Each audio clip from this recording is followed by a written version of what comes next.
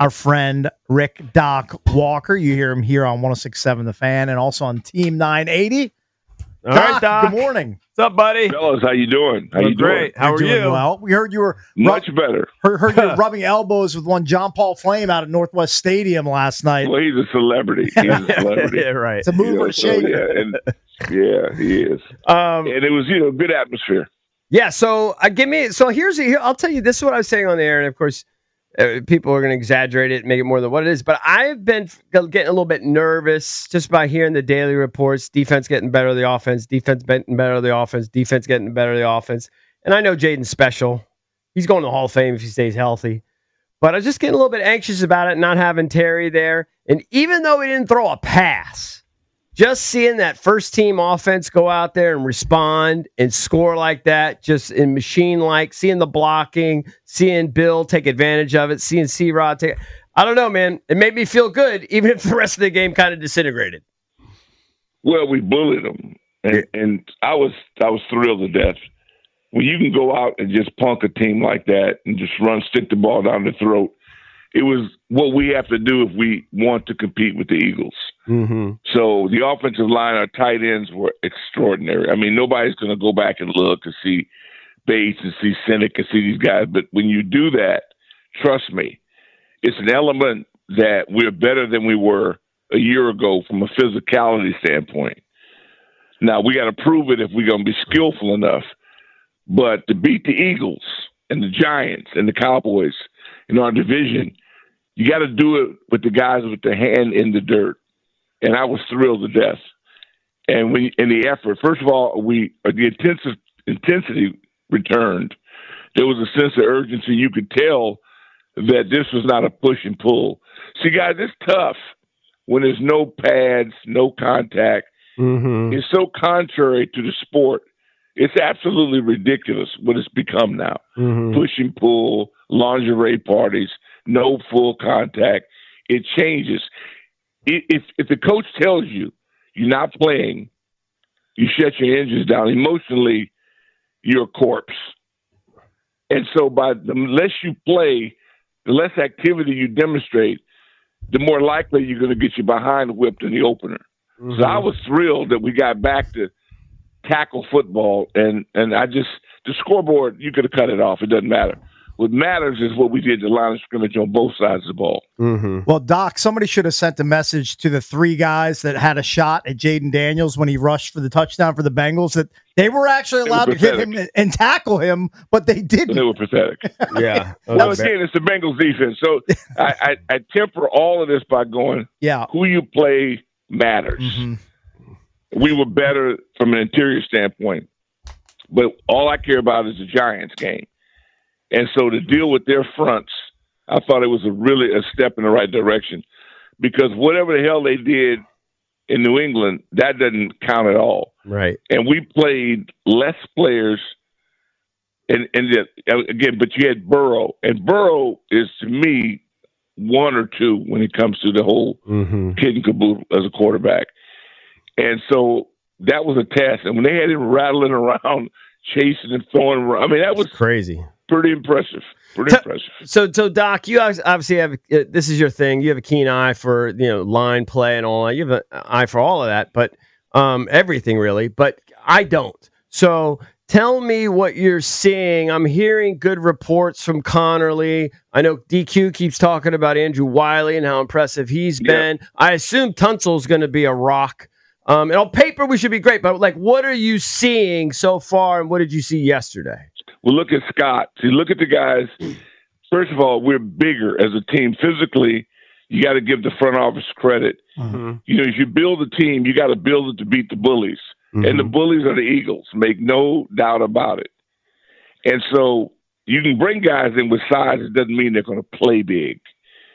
But when you go back, I couldn't wait to get home. As soon as I got home, you go back and watch the game again. And again, I just watched the drives.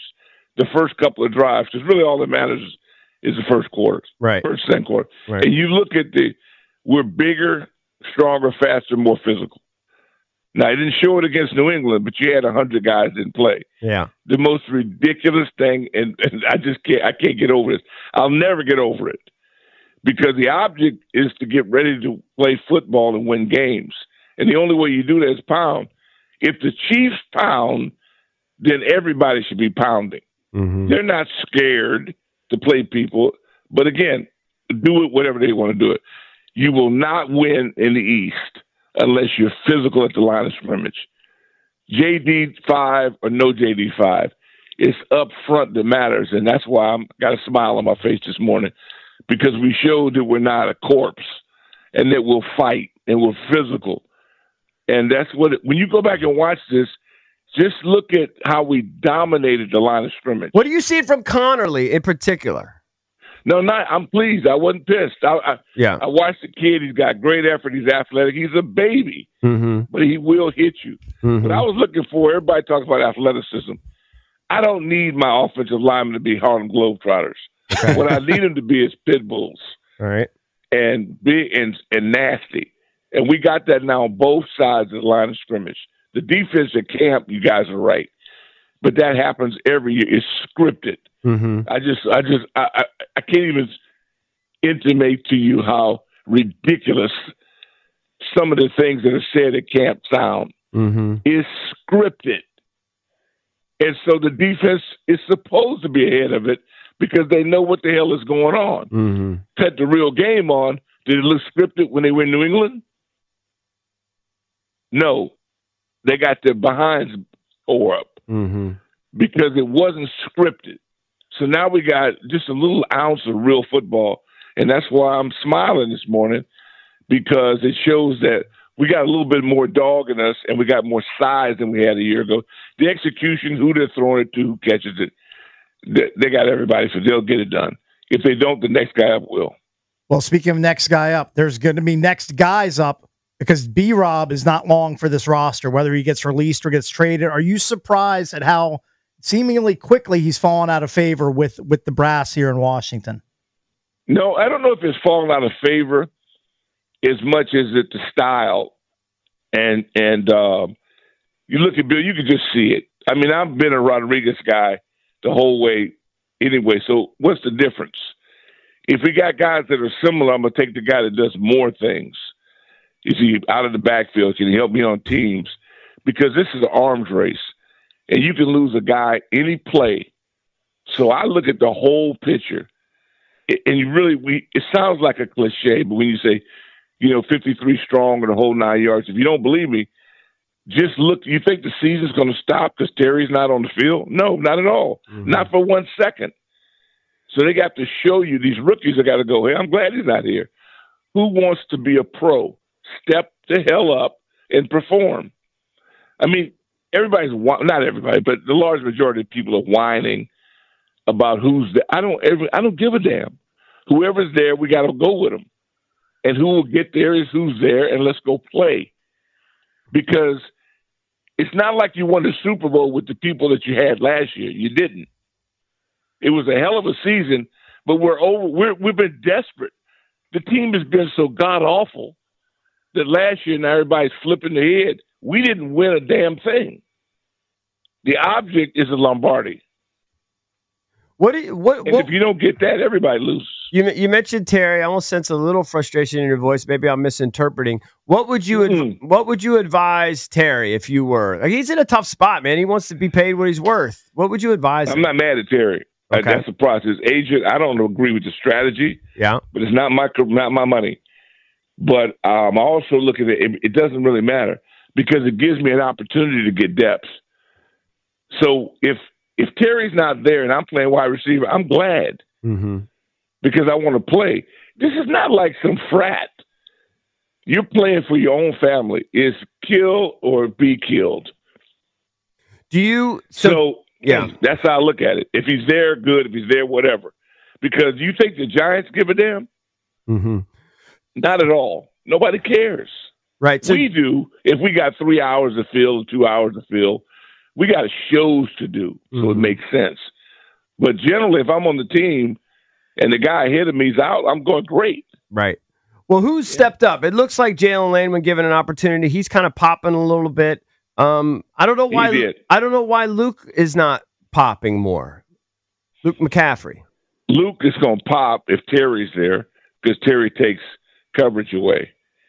The beauty of Terry is that he takes coverage away. Right. There's an emphasis on it. He swings it. If I'm defensive coordinator and Terry's on the field, believe me, it matters. He's an absolute beast. Mm-hmm. It just turn on the highlight film from last season. It's a Terry McLaurin show. Mm-hmm. Now, JD5 and Terry, they were awesome. But what are you going to do if he's not? Suppose you signed him and he stumped his toe. Couldn't play in the game. Now what? Mm-hmm. That's the NFL. It sounds horrible, and I apologize, but it's a fact. The Miami Dolphins went 17-0, the only team to go undefeated. Guess what? They lost their quarterback for half the year. So what matters is that we got to be deep, and everybody's got to be able to help us. We can't have anybody on the team that's a friend of the family. You got to contribute to winning, or we got to replace you. Are you happy with the depth? Eagles care? Are you happy with the depth? Last night, yeah. Oh, much better. Yeah, I am. Because I don't have a choice. And they produced a little bit. We won the first drive without throwing a pass. Right. I was screaming. Right. I was thrilled. Right. Yeah. I don't know if you saw this, because why would you, unless you like the Nittany Lions or the Wolverines? When Michigan went a half and didn't throw a pass, I almost lost my mind. Mm-hmm. You know how humiliating it is for a team to kick you behind and not throw a pass? Mm-hmm. It's embarrassing. Speaking of the passing game, Doc, one thing that we've kind of kicked around amongst ourselves, Cakes was high on Ben Sinnott, but now he's frustrated that he never catches the ball. I'm not sure why. Your former tight end, what do you see from the tight end room beyond Zach Ertz? Oh, well, last night was a great example. They're young, big studs. Now, Zach is an unbelievable player, and he is that binky for JD5. Mm-hmm. Those two guys have a chemistry that only is second to Terry, and maybe even more in the red zone. But Terry and Zach, it's amazing. It's why they won so many games. They are so good. But these big studs behind them, the run game. What did we lack last year? Run game. What do you have to do to be able to beat the Eagles? You got to be able to run the ball. You have to be able to run the ball to beat anybody that's really good, because you got to slow things down. And so I was thrilled. If you go back and look at the first two drives, I mean, the tight end play was magnificent. Bates, you can put a 60 on him. I mean, he is just absolutely vicious. Mm-hmm.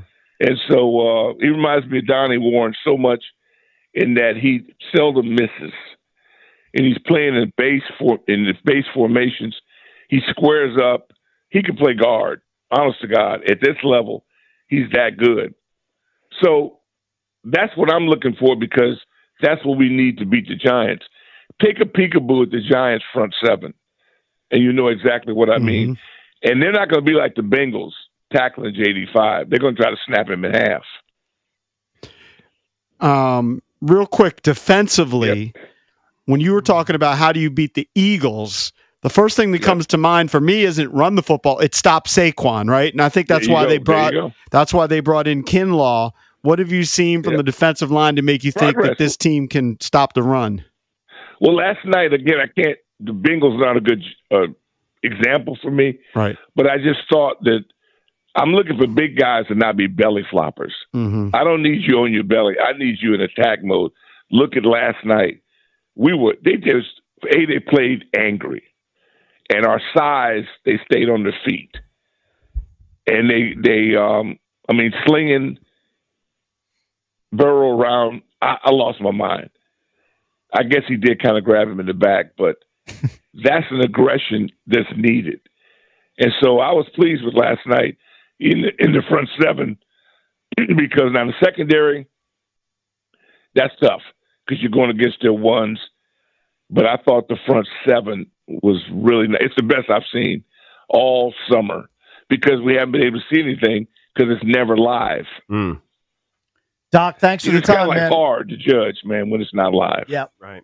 Thanks as always, man. We'll talk to you again soon, Doc. Hey, guys. Yep. Appreciate you. That's all right, Rick Doc buddy. Walker at Rick Doc Walker on your Twitter. When we come back, we'll give you a chance to win not one, but two pair of tickets to go see Ziggy Marley and Burning Spear at Pier 6 Pavilion. Keep listening for your chance to win.